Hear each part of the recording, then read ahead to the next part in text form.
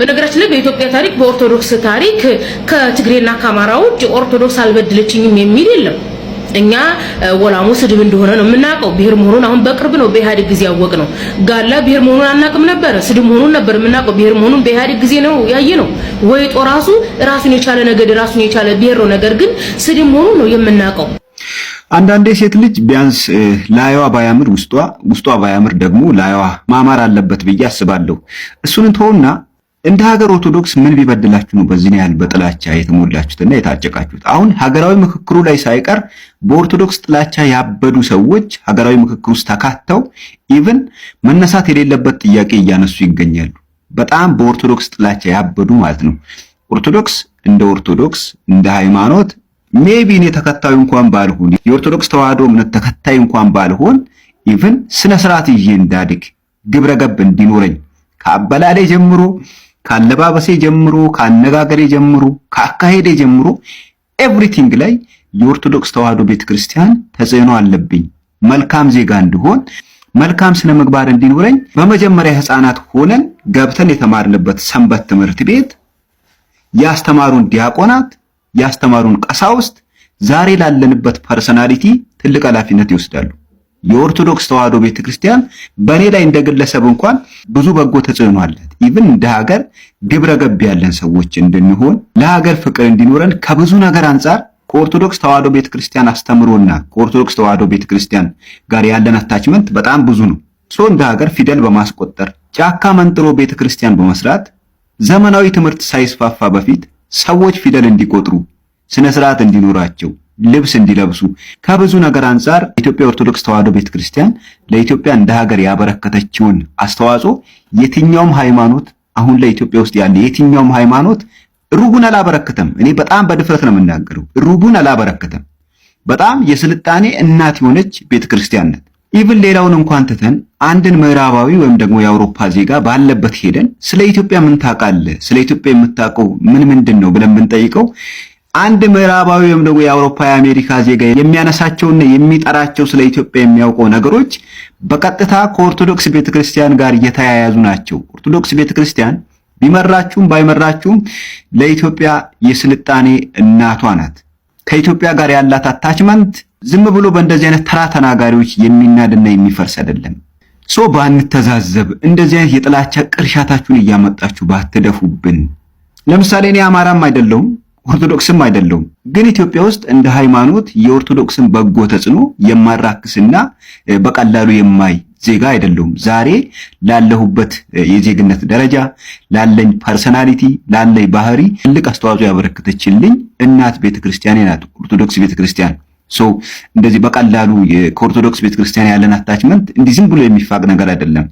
አንዳንዴ ተበዳይ ዝም ሲል ተከሳሽ ሊሆን ስለሚችል የኦርቶዶክስ ቤተክርስቲያን ልጆች በዚህ ደረጃ ጥላቻ ሲነዛባችሁ ዝም ስትሉ አንዳንዴ ተበዳይ ዝም ሲል ተከሳሽ ሊሆን ስለሚችል አሁን ላይ እያቆጠቆጡ ያሉ የጽንፈኝነት አስተሳሰቦች ወደፊት አድገው ቤተክርስቲያን ከማቃጠል አማኞችን ከማሳደድ ወደ ሌላ አይነት በደል ሊሸጋገሩ ስለሚችሉ እንደነዚህ አይነት የጥላቻ ስር የሚሰዱን እንደዚህ አይነት ጥላቻ ቅርሻታቸውን የሚደፉብንን አንዳንድ አካላት ስነ ስርዓት ልናስይዛቸው አደብ ልናስገዛቸው ይገባል። በጣም ስር እየሰደዱና የጥላቻ መርዛቸው እየተንሰራፋ ይገኛል። ስለዚህ የኦርቶዶክስ ተዋህዶ እምነት ተከታይ ወጣቶች በተለይ ደግሞ ትልልቅ ፎሎወር ያላችሁ ኮንተንት ክሬተሮች እንደዚህ አይነት ነገሮችን መጋፈጥና የጥላቻ መርዛቸውን ማክሸፍ ስላለብን ጠንክራችሁ ልትሰሩ ይገባል የሚል መልእክት ለማስተላለፍ ነው። ምክንያቱም አንዳንዴ ተበዳይ ዝም ካለ ተከሳሽ ሊሆን ስለሚችል በተጨባጭም እያየን ያለነው ይሄ ስለሆነ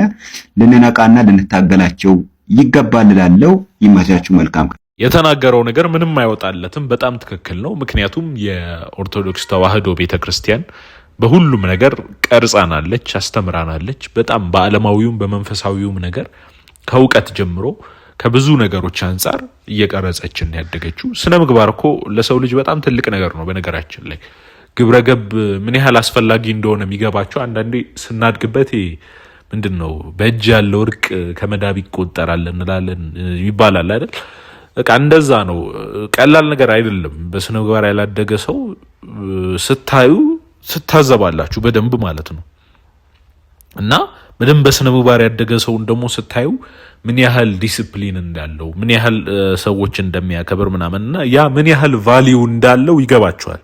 ባለጌ ሰዎችን ስታዩ ልቅ ሰዎችን ስታዩ የማያፍሩ እንትን የማይሰቀጥጣቸው የሆነ ነገር ሲናገሩ ምን ሲሉና ያን ስታፍሩ ራሳችሁን ስታዩ ያንን አይታችሁ ስታፍሩ ምን ይሰማችኋል? ለካ እኛም እኮ ቤተክርስቲያን ባስተማረችን ነው ወላጆቻችንን ማስተምራ ቤተክርስቲያን ወላጆችን በዛ መልኩ ስላሳደጉን ነው ጨዋ የሆን ነው እንጂ በዛ መልኩ ባንሄድ ኖሮ ምን ያህል እንትን እንል እንደነበረ ብለን እንታዘባለን። በጣም ደግሞ ወደ ቤተክርስቲያን ደግሞ በደንብ የቀረቡ ምናምን ደግሞ ስታዩ በጣም ከማንም በላይ ደግሞ ጨዋ ሆነው ስታዩ ምን ስትሉ ደግሞ እንደነሱ በሆነን ደግሞ የምትሏቸውም አሉና ያ ምን ያህል ቫልዩ እንዳላት ቤተክርስቲያኒቱ በኢትዮጵያ ታሪክ ውስጥ በጣም ትልቅ ሚና ያላት ተቋም ናት። ያለሷ የግዕዝ ጽሑፍ አይቀጥልም ነበር።